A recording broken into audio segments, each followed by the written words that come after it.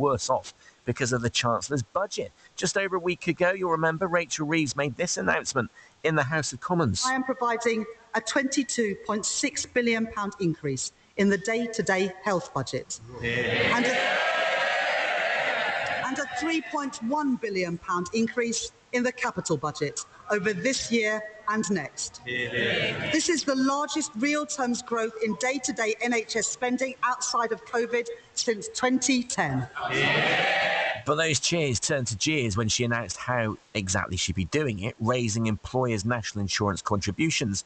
Public sector employers like the NHS are exempt, but NHS providers like hospices and even GP practices aren't, meaning that money will be taken from them to pay for the NHS. Jeremy Lune is Chief Executive at Prospect Hospice near Swindon. He's with us. Jeremy, good morning. Good morning. I heard you in the news describing this as, a sucker punch.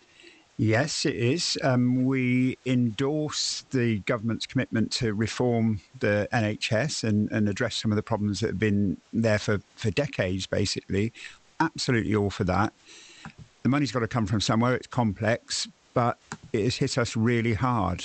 Not just us, but all hospices, all charities that work in healthcare. We are overnight down by £171,000 for our budget next year.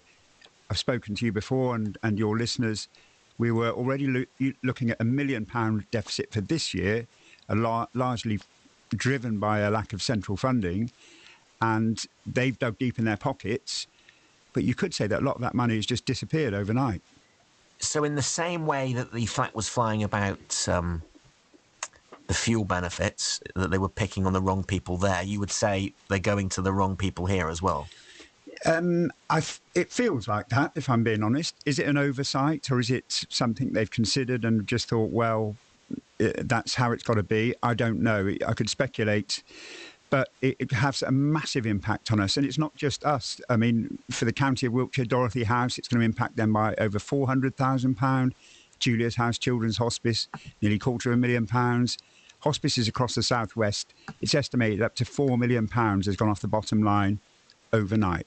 And either way, it's not great for you because this could be absolutely intended by Labour, or it could be an oversight, which on their part shows sort of, a bit of laziness. I mean, what's your hunch?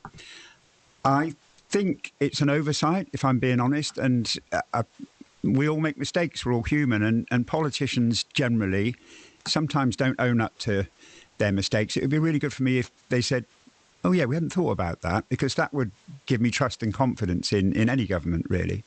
Yeah, you're right. Politicians find that quite hard to do, don't they?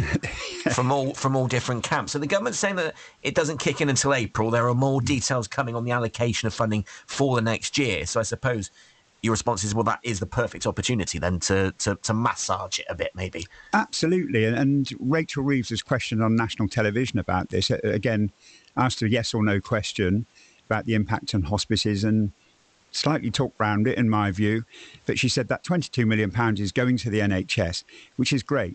But as I've articulated to you before, we've struggled to get that money from the NHS system. It hasn't been allocated. We get 23% of our funding from the NHS. The national average is 30%. In West Yorkshire, it's 50%.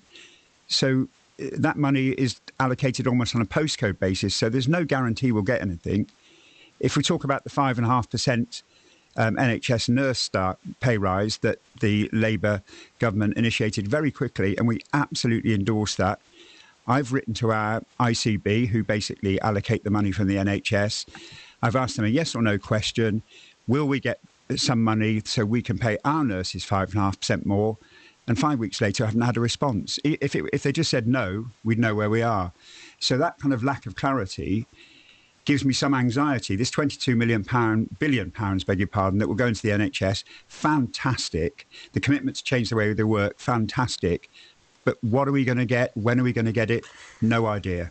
When it's so clearly displayed that the public love and admire and respect and are so grateful for all of our great hospices, why does it seem there's this disconnect that the government doesn't at least display that same love? This government, the last government. What is going on, do you think? I really don't know. It does feel, again, it sounds judgmental. It feels like they're burying their heads in the sand for years and years and decades. whether, again, subconsciously they just realise that people will take more stock to the charity shops, will bake more cakes, will jump out of more aeroplanes. I think they just assume that's what's going to happen. And as said before, the community is so generous, so inspiring. You see the very best of people in a troubled world. But how much more can we ask of them? Jeremy, thank you. Without being flippant, I went into one of your stores yesterday because I needed trolley tokens. And they didn't have any, so I had to go to Sue Ryder instead. Right. So you lost out on £3 there. Right, I'm on it. OK, Ben. Thank you. Jeremy Lune, Chief Executive of the wonderful Prospect Hospice, with us on Breakfast today.